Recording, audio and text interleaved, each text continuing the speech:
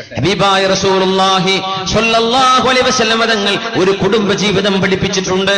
അവിടുന്ന് ഭാര്യമാരുണ്ട് നബിതങ്ങൾക്ക്. ആ ഭാര്യമാരുടെ കൂടെ നബിതങ്ങൾ കഴിഞ്ഞ ജീവിതം വളരെ മനോഹരമാണ്.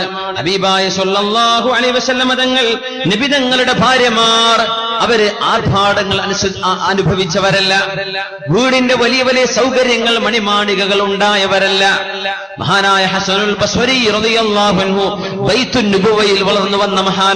മദീനയിൽ ഹസനുൽ ബസ്വരി തങ്ങൾ പറഞ്ഞിട്ടുണ്ട്, ഞാൻ എഴുന്നേറ്റുന്നപ്പോ ചെറിയ കുട്ടിയായിരുന്നപ്പോ എന്റെ കൈ കൊണ്ട് തൊടുമ്പോൾ ഹബീബിന്റെ വീടിന്റെ മേൽക്കൂര എനിക്ക് തൊടാൻ പറ്റുമായിരുന്നു. ആ വീടിന്റെ ഉള്ളിലാണ് ആയിഷ ബീവി റളിയല്ലാഹു അൻഹ വളർന്നത്.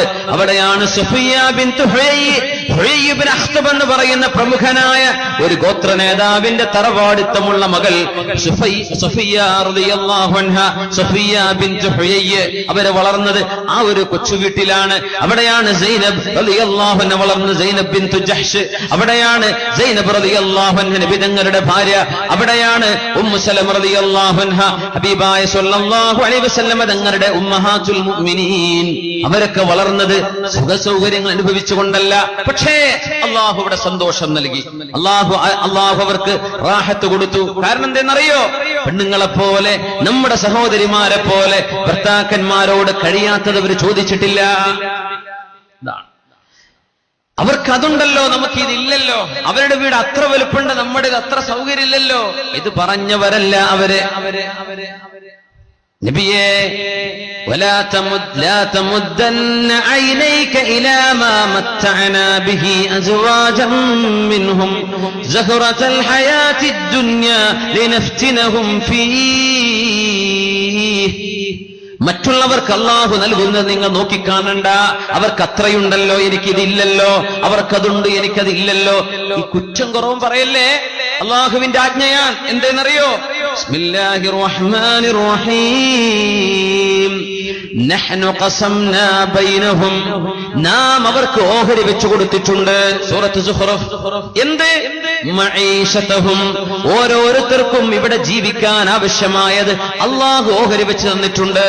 ഒരുത്തന്റെ വീട്, അവന്റെ വാഹനം, അവന്റെ സൗകര്യം, ഇതില്ലാത്തവരില്ലേ? ഉള്ളതിൽ ഏറ്റ വ്യത്യാസങ്ങളില്ലേ? അള്ളാഹു കൊടുത്തിരിക്കുന്നതാണ്. നമുക്ക് അസൂയ വെക്കണ്ട. അവരിലേക്ക് കണ്ണുയർത്തി നോക്കി കൊതിയോടുകൂടെ നോക്കണ്ട, ദുരാഗ്രഹത്തോടുകൂടെ നോക്കണ്ട. അള്ളാഹു നിങ്ങൾക്ക് ഓഹരി വെച്ച് തന്നിട്ടുണ്ട്. മഈശതഹും, നിങ്ങളുടെ ജീവിതത്തിന് ആവശ്യമായ എല്ലാം ഓരോന്നും. അതിന്റെ ശേഷം അള്ളാഹു പറഞ്ഞെന്താണെന്നറിയോ? وَرَفَعْنَا بَعْضَهُمْ فَوْقَ بَعْضٍ دَرَجَاتٍ. നിങ്ങളിൽ ചിലർക്ക് ചിലരെക്കാളും അള്ളാഹു സ്ഥാനം കൊടുത്തിട്ടുണ്ട്, ചില ഉയർച്ച കൊടുത്തിട്ടുണ്ട്. അവന്റെ അത്ര നിങ്ങൾക്കില്ല, നിങ്ങളുടെ അത്ര മറ്റൊരാൾക്കില്ല. നിങ്ങൾക്കിടയിൽ വ്യത്യാസം വെച്ചതും അള്ളാഹു തന്നെയാണ്. അതുകൊണ്ട് മത്സരിക്കാൻ നടക്കണ്ട. നഹ്നു ഖസംനാ ബൈനഹും മഈശതഹും. ഓരോരുത്തർക്കും ജീവിക്കാൻ ആവശ്യമായ കാര്യങ്ങൾ ഓഹരി വെച്ച് തന്നത് അള്ളാഹുവാണ്. ആ ഓഹരിയിൽ ഏറ്റ വ്യത്യാസം വരുത്തിയതും അള്ളാഹുവാണ്. വാടക വീടുള്ളവനുണ്ട്, 5 സെന്റ് ഭൂമി ഇല്ലാത്തവനുണ്ട്, വാടക വീട്ടിന് വാടക കൊടുക്കാൻ പറ്റാത്തവനുണ്ട്, മണിമാളിക ഉള്ളവനുണ്ട്, ഏക്കർ കണക്കിൽ ഭൂമിയിൽ ഒരു വീട് വെക്കുന്നവരുണ്ട്, 2 സെന്റിൽ ഭൂമി വെച്ചവനുണ്ട്, 4 സെന്റിൽ ഭൂമിയുള്ളവനുണ്ട്. ഇങ്ങനെയൊക്കെ ഏറ്റ വ്യത്യാസങ്ങൾ ഉണ്ടാക്കിയതും അള്ളാഹുവാണ്. അള്ളാഹു ചെയ്ത പണിയാണത്. നിങ്ങളതിൽ അസൂയയോടുകൂടെ നോക്കല്ലേ. നിങ്ങൾക്ക് ലഭിച്ചതിനെ സംബന്ധിച്ച് ചോദ്യമുണ്ട്, നിങ്ങൾക്ക് തരാത്തതിനെ കുറിച്ച് ചോദ്യമില്ലല്ലോ. അതുകൊണ്ട് അവൾക്ക് അത്രയുണ്ട്, ഇവൾക്ക് ഇത്രയുണ്ട്, ഇതൊന്നും പറയല്ലേ, ബുദ്ധിമുട്ടാക്കല്ലിൻ. എനിക്ക് നരകം അല്ലാഹു കാണിച്ചു തന്നു എന്ന് റസൂലുള്ളാഹ്. ഫറഅയ്തു അക്സറ അഹ്ലിഹ النساء. ഞാൻ അവിടെ കണ്ടത് ഒരുപാട് പെണ്ണുങ്ങളെയാണ്. അവര് ചോദിച്ചു, നബിയേ, ഞങ്ങൾ അവിടെ കൂടുതലാവാൻ കാരണം എന്താണ്? എന്തേ ഞങ്ങൾ കൂടാൻ കാരണം? 2 കാരണങ്ങൾ പറഞ്ഞു നബി സല്ലല്ലാഹു അലൈഹി വസല്ലം. തുക്സിർനൽ ലഅന വതക്ഫുർനൽ അശീർ. നിങ്ങൾ ശാപവാക്കുകൾ വർദ്ധിപ്പിക്കുന്നവരല്ലോ. പെണ്ണുങ്ങൾ ശപിക്കുന്ന വാക്കുകൾ പറയും, ശാപത്തിന്റെ വാക്കുകൾ പറയും. ലക്ഷണം കെട്ടത്, കുരുത്തം കെട്ടത് എന്നൊക്കെ ധാരാളം പറയുന്നവര് പെണ്ണുങ്ങളാണ്. ഇവിടുത്തെ തിരുനാവായിലെ പെണ്ണുങ്ങൾ എങ്ങനെയാന്ന് നിങ്ങൾക്ക് അറിയില്ലേ? നിബിധങ്ങൾ പറഞ്ഞു അങ്ങനെ ഒരു അസുഖം പെണ്ണുങ്ങൾക്കുണ്ട്. ശാപം വർദ്ധിപ്പിക്കുന്നവരാണ് നിങ്ങൾ, അത് കാരണം നരകത്തിൽ നിങ്ങൾ കൂടുതലാവുന്നുണ്ട്. രണ്ടാമത്തെ കാരണം നിങ്ങളുടെ കുടുംബനാഥനെ, നിങ്ങളുടെ ഹസ്ബൻഡ്, നിങ്ങളുടെ ഭർത്താവിനോട് നന്ദികേട് ചെയ്യുന്നവരാണ് നിങ്ങൾ. അവർ ചോദിച്ചു, നബിയെ എന്ത് നന്ദികേടാണ് ഞങ്ങൾ ഭർത്താക്കന്മാരോട് ചെയ്യാറുള്ളത്? അപ്പൊ തങ്ങൾ പറഞ്ഞു കൊടുത്തു, കാലം മുഴുവനും നന്മയല്ലാതെ മറ്റൊന്നും ചെയ്തിട്ടില്ല, നിങ്ങളുടെ ആവശ്യങ്ങളല്ലാതെ മറ്റൊന്നും നിർവഹിച്ചിട്ടില്ല. നിങ്ങൾക്ക് വേണ്ട എല്ലാം വാങ്ങിച്ചു തന്നു, നിങ്ങൾക്ക് വേണ്ട എല്ലാ സൗകര്യങ്ങളും ചെയ്തു തന്നു. എന്നിട്ട് ഏതെങ്കിലും ഒരു കാര്യം ചെയ്യാൻ കഴിയാതെ വന്നാൽ നിങ്ങൾ പറയാറില്ലേ,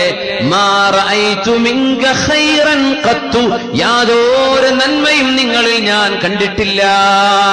ഭർത്താവ് ചെയ്തു വെച്ച എല്ലാ നന്മകളും നിങ്ങൾ മറന്നുപോയിട്ട് ഒരു നേരത്ത് ഒരു കാര്യം നിങ്ങൾക്ക് ചെയ്തു തരാൻ കഴിഞ്ഞിട്ടില്ലെങ്കിൽ യാതൊരു നന്മയും നിങ്ങളിൽ ഞാൻ കണ്ടിട്ടില്ല എന്ന് സ്വന്തം ഭർത്താവിനോട് കഴിഞ്ഞ കാലത്ത് ചെയ്ത സർവ്വ നന്മകളും മറന്നുപോയി നിങ്ങൾ പറയാറില്ലേ? നിങ്ങൾ പറയാറുണ്ട് അങ്ങനെ? ഒരു പെരുന്നാൾക്ക് സാരി വാങ്ങിച്ചില്ലെങ്കിൽ, വെറുതെ വാങ്ങിച്ചു കൊടുത്തില്ല, ഡ്രസ്സ് വാങ്ങിച്ചു കൊടുത്തില്ലെങ്കിൽ നിങ്ങൾ എപ്പോഴും ഇങ്ങനെ തന്നെ എനിക്ക് വാങ്ങിച്ചു തരൂല. എത്രയോ കാലം വാങ്ങിച്ചു കൊടുത്തതൊക്കെ മറന്നിട്ടുണ്ടാവും. അതുകൊണ്ടാണ് ഭാര്യ ഭർത്താക്കന്മാരായി കുടുംബജീവിതത്തിലേക്ക് പ്രവേശിച്ചിട്ട് ജീവിതത്തിന്റെ യാഥാർത്ഥ്യങ്ങളുമായി പൊരുത്തപ്പെട്ട് ജീവിക്കുമ്പോ, ജീവിതം എന്നത് സീരിയലല്ല, സിനിമയല്ലല്ലോ. ജീവിതത്തിൽ ഒരുപാട് ഇല്ലായ്മകളും വല്ലായ്മകളും എല്ലാം സഹിക്കേണ്ടി വരും. ഉള്ളപ്പോ ഉള്ളതുപോലെ, ഇല്ലെങ്കിൽ ഇല്ലാത്തതുപോലെ. അങ്ങനെയൊക്കെ ജീവിക്കാൻ സന്നദ്ധയാണ് എന്ന് വാക്ക് കൊടുക്കുന്നതാണ് നിക്കാഹ്. എന്നിട്ട് ഭർത്താവ് കഷ്ടപ്പെട്ടുണ്ടാക്കിയ വീട്, ഒരുപാട് കാലം അധ്വാനിച്ചുണ്ടാക്കിയത്, അവൾക്ക് വേണ്ട സൗകര്യങ്ങളൊക്കെ ചെയ്തു കൊടുക്കുന്ന എത്രയോ പ്രവാസികളായ സുഹൃത്തുക്കള്, എത്രയോ കാലം ഗൾഫിൽ ജോലി ചെയ്ത് ഒരുപാട് അധ്വാനത്തിന്റെ ഫലം വീട്ടിലേക്ക്, നാട്ടിലേക്ക് അയച്ചു കൊടുത്ത് എല്ലാം അവർക്ക് ആവശ്യങ്ങൾക്കൊത്ത് അവർക്ക് വേണ്ടതെല്ലാം വാങ്ങിച്ചു കൊടുത്ത് ഇഷ്ടം പോലെ അങ്ങനെ ആയിക്കോട്ടെ എന്ന് വിചാരിച്ചവരെ വളർത്തിക്കൊണ്ടുവരുമ്പോ വീട്ടിലേക്ക് പത്രം കൊണ്ടുവരുന്ന പയ്യൻ, സ്ഥിരമായി മക്കളെ സ്കൂളിലേക്ക് കൊണ്ടുപോകുന്ന ഓട്ടോറിക്ഷക്കാരനോ വണ്ടിക്കാരനോ ബസ് ഡ്രൈവറോ ക്ലീനറോ അല്ലേ, വീട്ടിലേക്ക് എന്തെങ്കിലും സാധനം വിൽക്കാൻ വരുന്നവരെ, ലൈഫ് ഇൻഷുറൻസിന്റെ പേരും പറഞ്ഞ് വീട്ടിൽ കയറി വരുന്നവര്, ഉണ്ടിപ്പണം കൊടുക്കാനാണെന്ന് പറഞ്ഞ് റൂമിന്റെ മൂലയിൽ കയറിയിരിക്കുന്ന കള്ളന്മാർ, ഇവരോടൊക്കെ പഞ്ചാര വാക്ക് പറഞ്ഞ് ചിരിച്ചും കളിച്ചും തമാശ പറഞ്ഞ് ഇങ്ങനെ ഒരു നേരത്തെ ഒരു ദിവസത്തെ പരിചയപ്പെടലിന്റെ ഫലമായി ഒരുപാട് 100 കണക്കിന് നന്മകൾ ചെയ്ത ഭർത്താവിനെ ഇട്ടേ ചോടിപ്പോകുന്ന സഹോദരിമാരെ, ചോദിക്കട്ടെ, അള്ളാഹുവിന്റെ റസൂൽ പറഞ്ഞ വാക്കല്ലേ ഇവിടെ പുലരുന്നത്? എന്തിനെ ചാടിപ്പോയത്, എന്തിനെ നീ ഈ ഗുരുതക്കേട് ചെയ്തത് എന്ന് ചോദിച്ചാൽ കോടതിയുടെ മുമ്പിൽ വന്നിട്ട്, മാതാപിതാക്കളുടെ മുമ്പിൽ, ഭർത്താവിന്റെ മുമ്പിൽ അവൾ ഓടിപ്പോയ ചെറുക്കന്റെ കൂടെ വന്ന് ജഡ്ജിയുടെ മുമ്പിൽ വെച്ചിട്ട് പറയാൻ, ഇയാളുടെ കൂടെ ജീവിക്കുമ്പോൾ റാഹത്തും ഒരു സന്തോഷവും ഇയാൾ പറയുന്ന തമാശ എനിക്ക് ഇഷ്ടമാണ്. ആരെ പറഞ്ഞെന്നറിയോ? 19-20 വയസ്സുള്ള പെൺകുട്ടികൾ, കല്യാണം കഴിയാത്ത കുട്ടികൾ വരെ പറഞ്ഞു, എന്ത്, ഇയാളുടെ തമാശ എനിക്ക് ഭയങ്കര ഇഷ്ടം, അതുകൊണ്ട് ഞാൻ പോവാണ്. ആരുടെ കൂടെ? കണ്ട ജാതിക്കാരന്റെ കൂടെ. ആരോടായി പറഞ്ഞത്? സ്വന്തം ഉമ്മയോട്, വാപ്പയോട്. കയ്യിലെടുത്ത് മാസങ്ങളോളം നടക്കാൻ പറ്റാത്ത ഈ കുഞ്ഞിനെ തോളിൽ വെച്ചിട്ട് ഉറങ്ങാൻ കഴിയാതെ ഉമ്മ തോളിൽ വെച്ച് നേരം പുലരുന്നവരെ താരാട്ട് പാടിക്കൊടുത്ത കുഞ്ഞാണിത് അല്ലേ? എത്രയോ കഷ്ടപ്പെട്ട് വളർത്തിയ കുഞ്ഞ്, ഒരുപാട് ഉമ്മകൾ കൊടുത്ത് വളർത്തിയ ഉമ്മയും അപ്പയും, മദ്രസയിലാകുന്നവരെ, സ്കൂളിലേക്കാക്കുന്നവരെ ഒരുപാട് താലോലിച്ച് കളിപ്പിച്ച് അതിന്റെ ശേഷവും വേണ്ടതെല്ലാം വാങ്ങിച്ചു കൊടുത്ത് ഒരുപാട് ഉമ്മ വെച്ച് ഒരുപാട് ചിരിയും തമാശയും ഒക്കെ കിട്ടിയിട്ട് അവസാനം ഏതെങ്കിലും ഒരു ചെറുപ്പക്കാരന്റെ ഒരു ചിരിയിൽ, ഒരു ടെക്സ്റ്റ് മെസ്സേജിൽ, ഒരു വോയിസ് മെസ്സേജിൽ, ഒരു വീഡിയോ മെസ്സേജിൽ ഒക്കെ പെട്ടുപോയിട്ട് അവൾ പറയാണ്, എനിക്ക് ഇതിഷ്ടമായി. മോളെ, നിനക്ക് വേണ്ടി 18 കൊല്ലം കഷ്ടപ്പെട്ട ഉമ്മയെ നീ മറന്നുവോ? 20 വയസ്സ് നിനക്കാകുന്നവരെ നിനക്ക് സന്തോഷം മാത്രം തന്ന വാപ്പയെ നീ മറന്നുപോയില്ലേ? നിന്റെ മുമ്പിൽ അങ്ങാടിയിലോ ബസ് സ്റ്റാൻഡിലോ നീ പഠിച്ച കോളേജിലോ നിന്റെ ക്ലാസ് റൂമിലോ പ്രത്യക്ഷപ്പെട്ട ഒരു ചെറുപ്പക്കാരന്റെ കൂടെ ഞാൻ പോവുകയാണെന്ന് പറഞ്ഞ് നീ ഇറങ്ങി ഓടുമ്പോ നീ എന്താ ഇവിടെ ചെയ്തത്? നിന്നോട് ഒരു നേരം ചിരിച്ചവനോട് 1 മാസം ചിരിച്ചു എന്ന് സങ്കല്പിക്കുക, 1 വർഷമെന്ന് സങ്കല്പിക്കുക. നീ ഈ പ്രായമെത്തുന്നവരെ നിന്നെ സന്തോഷം നൽകി നിന്നെ വളർത്തിയ മാതാപിതാക്കളെ മറന്നുപോയില്ലേ? എന്റെ ഉമ്മയും വാപ്പയും എനിക്ക് ഒരു നന്മയും ചെയ്തു തന്നില്ല എന്ന് പറയുന്നതിന് തുല്യമല്ലേ കണ്ടവന്റെ കൂടെ ഇറങ്ങി ഓടുന്നത്? പെണ്ണുങ്ങൾ അങ്ങനെ ചെയ്യല്ലേ, ബുദ്ധിമോശം ചെയ്യല്ലേ. ശരീരത്തിന്റെ വികാരമൊക്കെ അടങ്ങും, ശരീരത്തിന്റെ ആരോഗ്യം തീർന്നാൽ ഇതൊന്നും വേണ്ട. ഒരു നേരം ശരീരത്തിന്റെ ഉള്ളിൽ എവിടെയെങ്കിലും മാരകമായ ഒരു രോഗത്തിന്റെ ക്യാൻസറിന്റെയോ ട്യൂമറിന്റെയോ അല്ലെങ്കിൽ കിഡ്നി ഫെയിലിയറോ എന്തെങ്കിലും മാരക രോഗം ശരീരത്തിലുണ്ട് എന്ന് പറഞ്ഞാൽ ആണോ പെണ്ണോ, ചെറുപ്പക്കാരി നിന്റെ ആവേശം തീരും. നീ പിന്നെ മരണത്തിലേക്കാണ് എടുക്കുന്നത്. നിന്റെ ജീവിതത്തിന്റെ സന്തോഷം അവസാനിച്ചുവോ? നൈമിഷികമായ ഒരു സുഖത്തിന് വേണ്ടി ലാ ഖൈറ ഫീ ലദത്തിൻ മിൻ ബഅദിഹാ അന്നാറു تفنى اللذاذة ممن نال صفوتها من الحرام ويبقى العار والألم. മഹാനായ സുഫിയാൻ തൗരി തങ്ങൾ പറയുമായിരുന്നു, സുഖങ്ങളൊക്കെ തീരും, അനുഭവിച്ചു പോയ സുഖങ്ങളൊക്കെ മതിമറന്നു പോകും, അതൊന്നും പിന്നെ ഓർമ്മ വരില്ല. ചെയ്തു പോയ തെറ്റ് അള്ളാഹു മറക്കുകയില്ല, നമ്മൾ മറന്നാലും. ചെയ്തു പോയ തെറ്റ് അള്ളാഹു മറന്നു പോകില്ല, നമ്മൾ മറന്നാലും. കിറാമൻ കാതിബീൻ, മാന്യന്മാരായ അള്ളാഹുവിന്റെ മലക്കുകൾ എഴുതി വെക്കുന്ന അള്ളാഹുവിന്റെ സ്ക്രൈബ്സ്, അള്ളാഹുവിന്റെ ആജ്ഞപ്രകാരം എഴുതുന്ന മലക്കുകൾ മറന്നു പോകില്ലേ? അവര് മറന്നു പോവില്ല. ലാ ഖൈറ ഫീ ലദ്ദത്തിൻ മിൻ ബഅദിഹാ അന്നാറു, ഏതൊരു സുഖത്തിന്റെയും ശേഷം പിന്നെ നരകമാണെങ്കിൽ എന്തിനാണ് ആ സുഖം, എന്തിനാണ് ആനന്ദം? അതിന്റെ പിറകെ വരുന്നത് നരകമാണെങ്കിൽ. അല്ലാഹുവിന്റെ ഹബീബ് സ്വല്ലല്ലാഹു അലൈഹി വസല്ലം തങ്ങൾ 2 വിഷയം ഓർമ്മിപ്പിക്കുകയാണ്. ഒന്ന്, ശാപത്തിന്റെ വാക്കുകൾ പറയല്ലേ, ശപിക്കുന്ന വാക്കുകൾ പറയരുത്. മറ്റൊന്ന്, നന്ദികേട് ചെയ്യുന്ന വാക്കുകൾ പറയരുത്. നിങ്ങളെന്ന് ഒരു നന്മയും ഞാൻ കണ്ടിട്ടില്ല, ഒരു സന്തോഷം എനിക്ക് കിട്ടിയിട്ടില്ല എന്ന് 100 കണക്കിന് സന്തോഷങ്ങൾ തന്നത് മറന്നുപോയി മറച്ചു പിടിച്ചുകൊണ്ട് പറയല്ലേ. അതിന്റെ പേരിൽ റഅയ്തു അക്തറ അഹ്ലിഹ നിസാ, അള്ളാഹുവിന്റെ നരകത്തിൽ ഒരുപാട് കിടക്കുന്നത് പെണ്ണുങ്ങളാണെന്ന് ഞാൻ കണ്ടുവന്ന് പരിശുദ്ധ റസൂലുള്ളാഹി സ്വല്ലല്ലാഹു അലൈഹി വസല്ലം. നമുക്ക് നല്ല ഭാര്യയാവണം, നല്ല ഭർത്താവണം, നല്ല ഉമ്മയാവണം, നല്ല വാപ്പയാവണം, നല്ല മക്കളാവണം, നല്ല ആങ്ങളയാവണം, നല്ല പെങ്ങളാവണം. ഇതിനുള്ള വഴിയാണ് പരിശുദ്ധ ഇസ്ലാം പഠിപ്പിച്ചു തന്നത്. എല്ലാം വ്യക്തമായി മനോഹരമായി പഠിപ്പിച്ചു തന്നുവല്ലോ.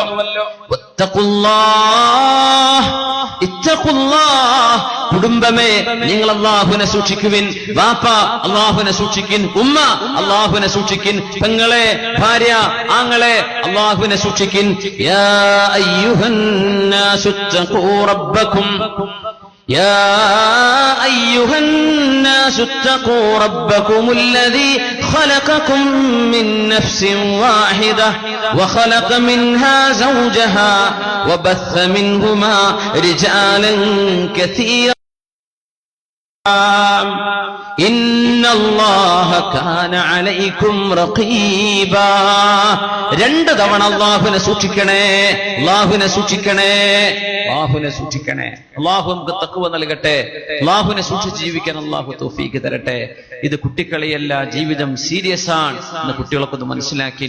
ഇത് കളിക്കാമെന്ന ലോകമല്ല, അല്ലാഹു വളരെ കൃത്യമായി ലക്ഷ്യത്തോടുകൂടെ പടച്ചുവിട്ടൊരു ലോകമാണ്. അതുകൊണ്ട് നമുക്ക് നന്നാവണം. അതിന്റെ വഴി തിരുനബി സല്ലല്ലാഹു അലൈഹി വസല്ലം അവിടുത്തെ സ്വഹാബത്തിന്റെയും അവിടുത്തെ കുടുംബ ജീവിതത്തിൽ നിന്ന് ഒരുപാട് പഠിക്കാനുണ്ട്. നമുക്കൊന്ന് ഒരൽപ്പം എഴുന്നേറ്റ് നിന്ന് സ്വലാത്ത് ചൊല്ലിയിട്ടിരിക്കണം. സ്റ്റേജിലുള്ളവരൊന്നും എഴുന്നേക്കണ്ട. ഇപ്പൊ ഏകദേശം 40 മിനിറ്റായി അല്ലെ? 40 മിനിറ്റായോ? അരമണിക്കൂർ കഴിഞ്ഞ് എഴുന്നേറ്റ് ഒന്ന് ഫ്രഷ് ആവണമെന്നാണ്. പിന്നെ എഴുന്നേൽക്കുന്ന മുമ്പ് ഇതിലൊരു 2 സൗകര്യങ്ങളുണ്ട്. ഒന്ന്, മൂത്രമൊഴിക്കാൻ പോകാനൊക്കെ ഉണ്ടെങ്കിൽ പോകാം. മുങ്ങാൻ താല്പര്യം ഉണ്ടെങ്കിൽ ഓൽക്ക് മുങ്ങും ചെയ്യാം. എല്ലാവരും എഴുന്നേൽക്കും. അപ്പോ ആർക്കും വിഷമല്ലാതെ പോണ്ടവർക്കൊക്കെ പോകാനുള്ള സൗകര്യം കൂടിയാ. പല തിരക്കുള്ളവരൊക്കെ ഉണ്ടാവൂലേ, അതൊന്നും വിഷമല്ല. നിങ്ങൾ എല്ലാവരും പോയാലും കുഴപ്പമില്ല എന്നാ ഞാൻ മനസ്സിലായി. നല്ല മൈക്കാണ്, ഇവിടെ ജിന്നുകളും മലക്കളൊക്കെ ഉണ്ടാവുമല്ലോ, ഞാൻ ഓർക്കും വേണ്ടി പറഞ്ഞുകൊണ്ട്, എന്നാലും കുഴപ്പമില്ല, അൽഹംദുലില്ലാ. അപ്പൊ തിരക്കുണ്ടായിട്ട് ഇടങ്ങേറായിട്ട് നിൽക്കും വേണ്ട, എന്തെങ്കിലുമൊക്കെ ആവശ്യം കണ്ട് നീങ്ങാനും പറ്റും. അപ്പോ 2 സ്വലാത്ത് ചൊല്ല, കാരണം കുറച്ച് നീളം പോകാനുള്ളതുകൊണ്ട് എന്ത് ചെയ്യാ, ഒന്ന് നടന്ന് നീങ്ങാനുള്ള സൗകര്യം കൊടുക്കാൻ വേണ്ടി എല്ലാവരും ഒന്ന് എഴുന്നേറ്റ് കയ്യും കാലൊക്കെ ഒന്ന് കുടഞ്ഞ് ഫ്രഷ് ആയിട്ട് എന്ത് ചെയ്യാ, ഒന്നിരിക്കുക. اللهم صل على سيدنا محمد وعلى آل سيدنا محمد وبارك وسلم عليه.